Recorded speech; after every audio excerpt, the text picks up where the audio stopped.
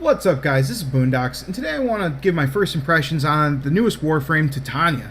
Now, personally, I find her to be a whole lot of fun, and that's because I like to play her as sort of like a battle cruiser. Or at least that's what I've been calling her. And the reason I say that she's a battle cruiser is if we check out her abilities, pretty much all of them have some sort of controlling effect. So Spellbind is going to just lift all the enemies in the air. It's not going to do any damage to them, but it's going to prevent them from being able to attack you as they float around aimlessly for a decent amount of time.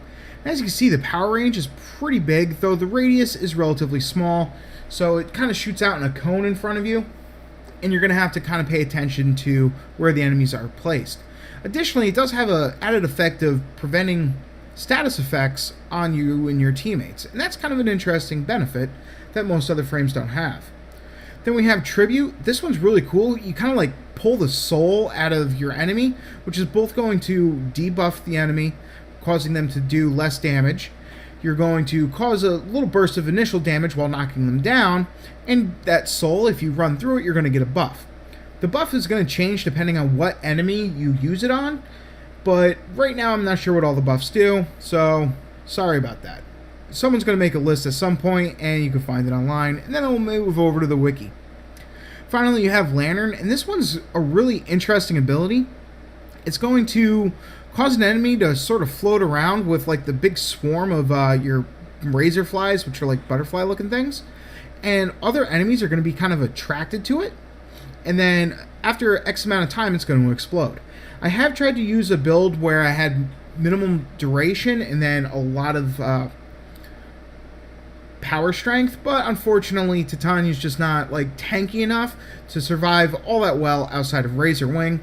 So because of that, I try to stay in her Razor Wing as long as possible, and you need that extra duration in order to make it not have such a horrendous drain.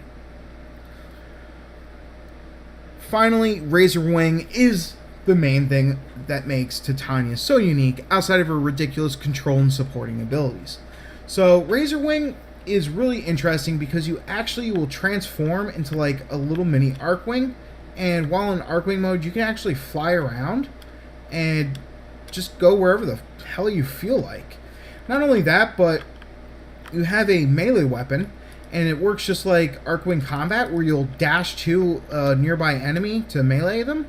So originally I thought that that would be friggin' awesome to just kind of cut through enemies really fast. Unfortunately, I feel like the damage does sort of drop off once you start fighting higher level enemies, but overall it's still a lot of fun, especially around like level 40 or so. And then you also come with the Dex Pixia. Now these are like dual handguns that actually scale off your primary weapon slot, so anything that you have modded into your primary weapon will be transferred over to this, and I gotta tell you, it does a considerable amount of damage.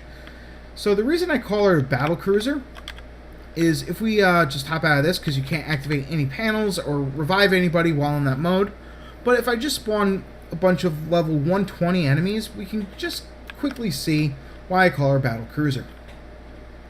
So the first thing I'm going to do is come over here and steal this guy's soul to pick up the buff, and then just generally start to mess them up. And as you can see, this weapon does a considerable amount of damage. It reloads almost instantly, and you can just proceed to destroy everybody. And not only are you going to do extra damage while flying around, but you're also going to summon these like drones that the enemies are going to attack. They can destroy the drones, and if you want to resummon them, you have to drop out and load back in. At least that's the only way I've found so far. But you can do things like cause them to lift into the air, in which case you can proceed to gun them down. If you turn them into a lantern, sorry, wrong button. If you turn them into a lantern, then you can't do damage to them anymore, but you can push them around like into enemies, and as you can see, they start targeting them, which will distract the enemy from you, and then you can proceed to just generally gun them down nice and easy. And then of course, if you start getting overwhelmed, you can just kind of lift this couple up into the air, and therefore prevent them from being able to attack you at all. Of course, while you're shooting them and they're lifted, they will get bounced around.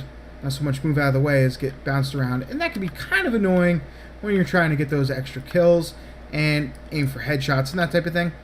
but the crazy evasion that you get while flying turns you into what I would like to call a battle cruiser. Between the insane amount of controlling effects you have, the insane amount of gun damage, as well as your ability to just avoid incoming damage, turns you into a ridiculously powerful frame. And in general, that's what I really like. Unfortunately, like I said, if I were to respawn these guys and just show it one more time by busting out my melee, bust out my melee. There we go. Now, as you can see, I am going to start dashing around, but they're not really taking all that much damage per se, and I would have to sit here for a considerable amount of time. Of course, I could always try to use extra control effects and so forth, but it becomes a whole nother issue.